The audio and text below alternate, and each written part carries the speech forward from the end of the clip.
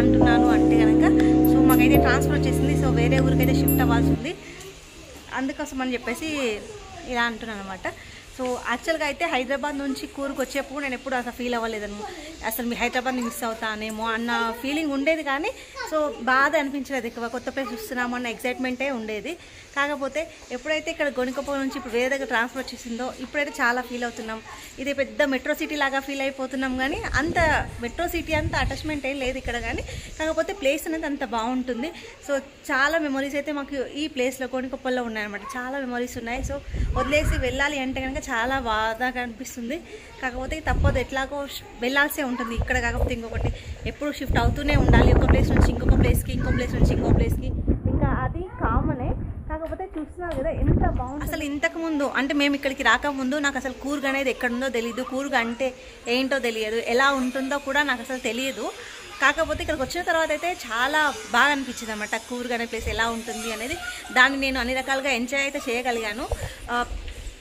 అసలు దగ్గరికి వచ్చే వరకు మైసూర్ వరకు అయితే నాకు ఐడియా ఉంది, మైసూర్ వరకు ఎలా ఉంటుంది ఏంటి ఐడియా ఉంది. కానీ కూర్గ్ అనేది కాఫీ తోటలు ఉంటాయి, మొత్తం అరికెన ట్రీస్ ఉంటాయి, మిరియాలు దొరుకుతాయి బాగా అని జస్ట్ లైట్గా అంటే చదువుకున్నంత వరకు టీవీలలో చూసినంత వరకు మాత్రమే ఐడియా ఉంటుంది. కానీ ప్రాపర్గా ఎలా ఉంటుంది అనేది నేను ఇక్కడికి వచ్చాక అయితే చాలా ఎక్స్పీరియన్స్ చేశాను. చాలా బాగుంటుంది అన్నమాట ప్లేస్ అయితే.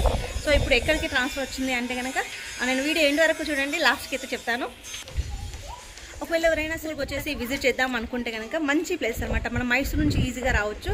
సో మైసూర్ నుంచి 70-80 కిలోమీటర్స్ వస్తే మనకి గోనికొప్పల్ వస్తుంది. మనకు గోనికొప్పల్ అనేది సెంటర్ పాయింట్ అన్నమాట. మనం కొడుగుకి మైసూర్కి దగ్గరగా ఉంటుంది కదా. సో ఇక్కడికి వస్తే కనుక మనకు చాలా వరకు టూరిస్ట్ ప్లేసెస్ని ఎక్స్ప్లోర్ చేయగలుగుతాం అనమాట. సో మాకైతే ఇక్కడ గోనికొప్పల్ నుంచి అయితే ఇరుపు వాటర్ ఫాల్స్ ఉంటుంది కదా. సో అది 30 కిలోమీటర్స్ ఉంటుంది. విరాజ్పేట్ తాలూకా అనమాట, ఒక మంచి తాలూకా. అక్కడికేమో 18 కిలోమీటర్స్ దూరంలో ఉంటుంది. అండ్ కుశాల్ నగర్ అంటే కుశాల్ నగర్కి దాదాపు ఒక 40 కిలోమీటర్స్ దూరంలో ఉంటుంది. మనకి కుశాల్ నగర్ చుట్టుపక్కల దుబ్బారే ఎలిఫెంట్ క్యాంప్ ఒకటి ఉంటుంది, గోల్డెన్ టెంపుల్ ఒకటి ఉంటుంది. అది బౌద్ధులకు సంబంధించిన టెంపుల్ అనమాట. సో ఆ గోల్డెన్ టెంపుల్ ఉంటుంది. ఇంకా నిసర్గధామ అనే ఒక చిల్డ్రన్ పార్క్ ఉంటుంది. సో ఇవన్నీ ఉంటుంది. మడికేరికి అయితే ఇది 40 కిలోమీటర్స్. కూర్గ్ హెడ్ అనమాట, హెడ్ క్వార్టర్స్ అనేది మడికేరి. మామూలుగా అయితే దీన్ని కొడగు అనే అంటారు. సో ఇంగ్లీష్లో కూర్గ్ అంటున్నారనమాట. సో కొడగు మనం ఎక్కువగా కూర్గీస్ని వాళ్ళ కల్చర్ తెలుసుకోవాలి అంటే కనుక వాళ్ళ వెరైటీస్ ఏంటి, వాళ్ళ ఫుడ్ వెరైటీస్ కానీ లేదా వాళ్ళ ట్రెడిషనల్ వేర్ కానీ, సో వాళ్ళు ఎలా ఉంటారు అంటే వాళ్ళ పద్ధతులు అలాంటివి ఏమైనా తెలుసుకోవాలంటే గోనికొప్పల్ ఈజ్ ద బెస్ట్ ప్లేస్. ఇక్కడ చాలామంది కూర్గీస్ అయితే ఉంటారు. సో ఇంకా కొన్ని ప్లేసెస్ ఈ సైడ్ మైసూర్ నుంచి ఈ వచ్చే మెయిన్ రోడ్లో అయితే గోనికొప్పల్, విరాజ్పేట్, మడికేరి ఈ 3 ప్లేసెస్లో మనం చాలామంది కూర్గీస్ని అయితే చూడగలుగుతాం అనమాట. సో ఇంకా వేరే ప్లేసెస్కి లైక్ ఇంకా కొన్ని ప్లేసెస్కి వెళ్తే కనుక మనకు కూర్గీస్ అంతగా కనపడరు. అంటే వాళ్ళ కల్చర్ని మనం ఫైండ్ అవుట్ చేయలేం, అంతమంది ఉండరు. బట్ ఇక్కడ వస్తే కనుక మనకు కూర్గీస్ చాలామంది కనిపిస్తారన్నమాట.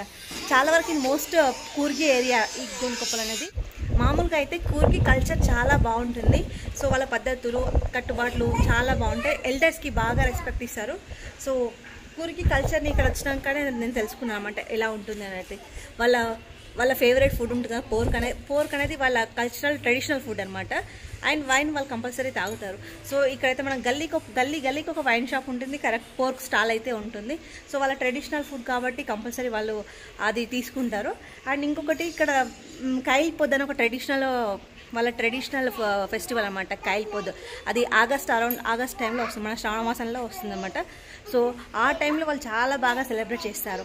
అండ్ ఈ గోనికొప్పల్ ఇంకో స్పెషాలిటీ ఏంటి అంటే దసరా ఉంటుంది కదా. మన దసరా రోజు రాత్రి ఇక్కడ సైడ్ కర్ణాటకలో చాలా వరకు దసరాకి 2 days హాలిడేస్ ఇస్తారనమాట.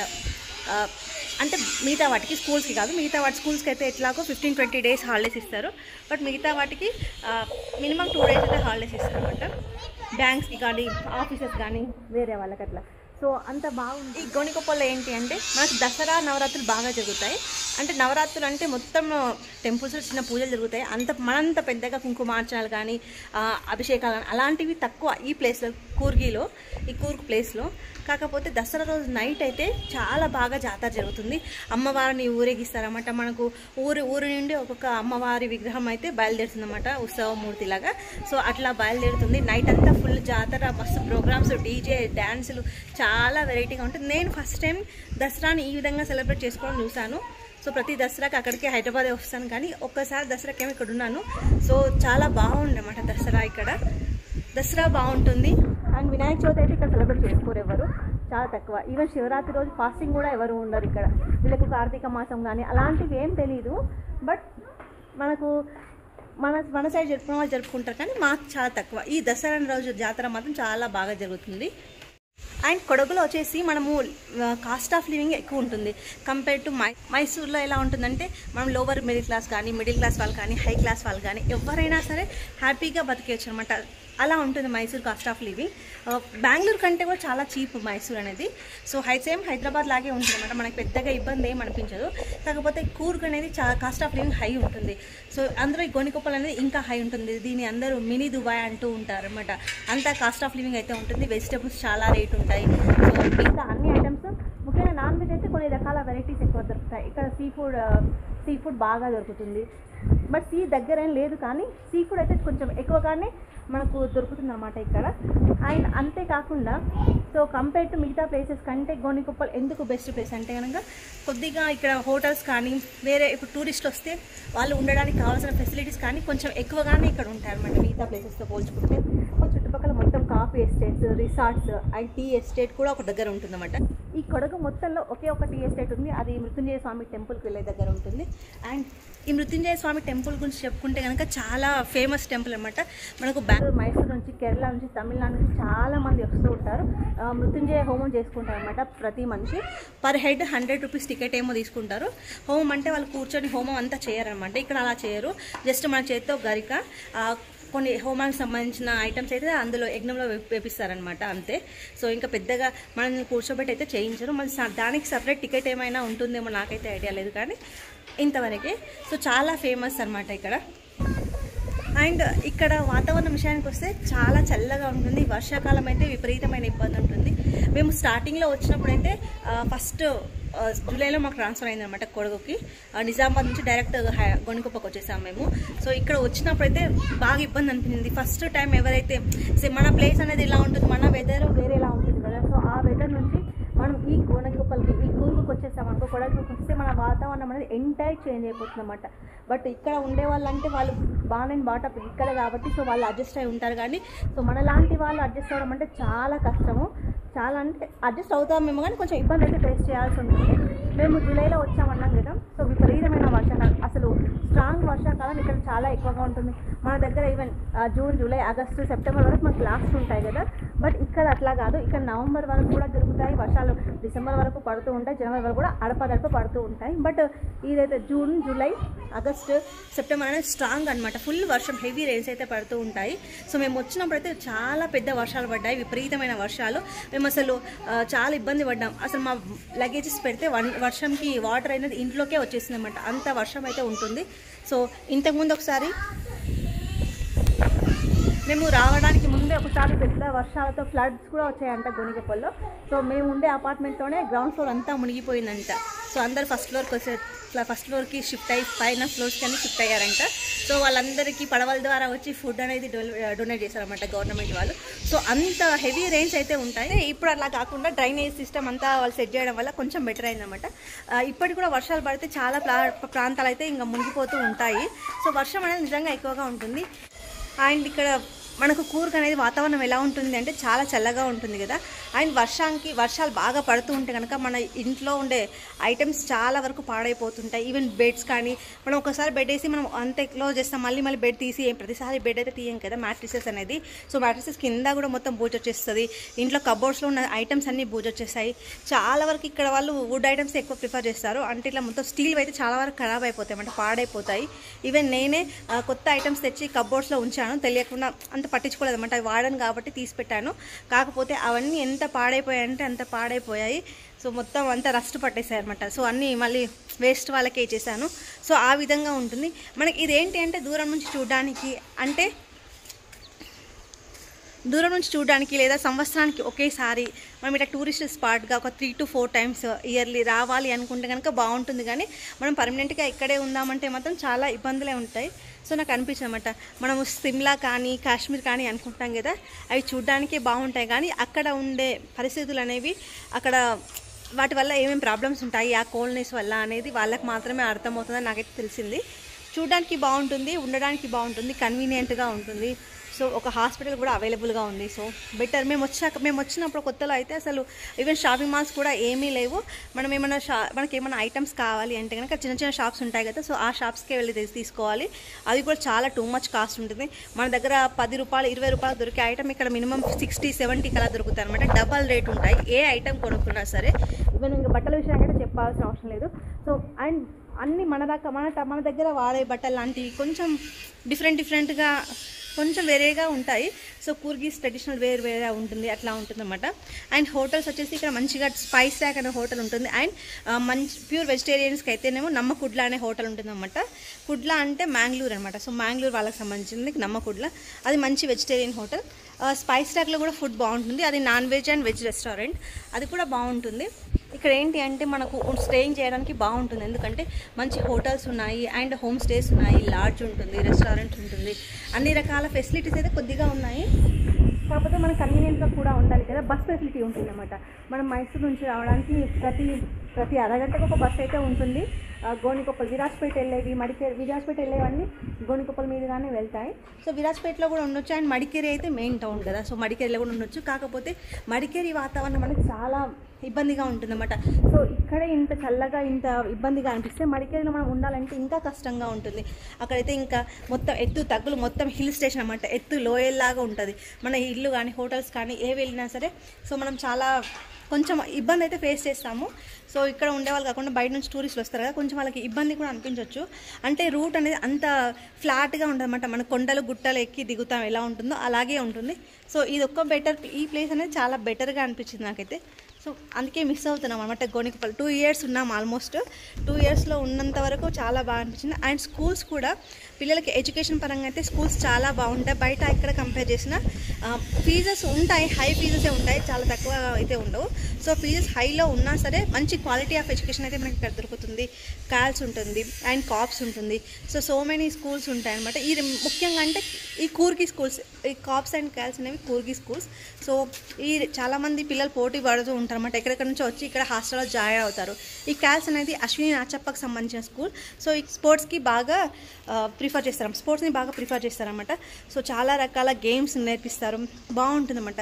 నేషనల్ లెవెల్కి వెళ్ళిన ఈ ఛాంపియన్స్ కూడా చాలామంది ఉన్నారన్నమాట. ఈవెన్ కొడుగు వాళ్ళు తెలుసు కదా, డిఫెన్స్ సెక్టార్లో, ఆర్మీ సెక్టార్లో కొడుగు వాళ్ళు అనేవాళ్ళు చాలామంది ఉంటారు.